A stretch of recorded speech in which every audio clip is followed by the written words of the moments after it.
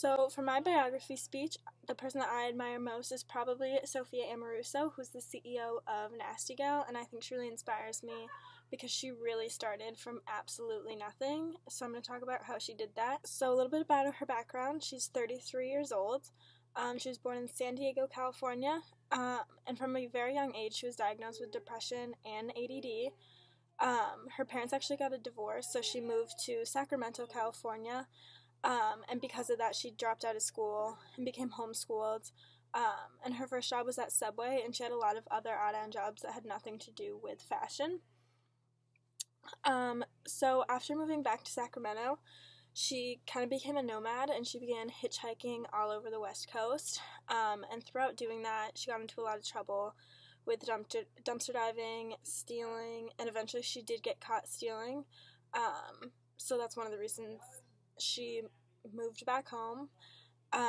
And when she moved back home, she realized she had a hernia in her groin, and being a nomad, she had no money to get that fixed, so she needed to find a job that had health insurance for her to be able to get the medical treatments that she needed. So she found a job checking student IDs, being a security guard at an art university. And doing that, she had a lot of downtime, and she was next to a computer, so that's when her entire eBay business began, and that's really what sprouted her entire fashion company. So the eBay business began, and it started being called Nasty Gal Vintage. She sold a lot of vintage pieces that she'd find thrifting. Also, when houses would close, she would go in and she'd find a lot of old clothes left that were valuable pieces that people didn't really know had a lot of value to them. But her first item that she sold was actually a book that she sold. And then after using eBay for quite a while, she was banned in 2008 for using hyperlinks, which basically sends her eBay link to just about everyone to get her eBay a lot of views and a lot of shopping. And that just wasn't allowed because it was, a lot of people call it cheating. So there's a lot of other vintage sellers that got her caught. So after doing that, she had to launch her own website because throughout the years she'd been on there, she gained such a large following that she just couldn't stop. So she launched her website and named it Nasty Gal. And the pictures that are up are photos that she actually took because she used to take all the pictures herself. She would do all the advertising herself, find all the pieces and shipping, and then she would use her friends as models from time to time.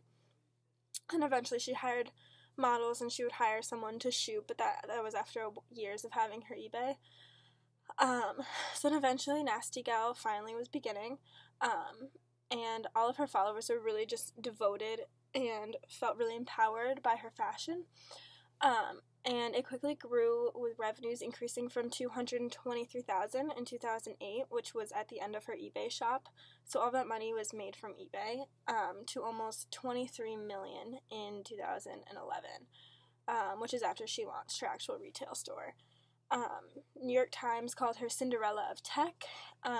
She had her own warehouse to keep up with her business and began hiring employees. She hired friends in the beginning, and then eventually, of course, that grew. She was named on Forbes 30 Under 30 list, and she was also one of Business Insider's sexiest CEOs alive. There's a lot of girls that look up to her for inspiration because she just really came from nothing and just created this huge powerhouse of a company.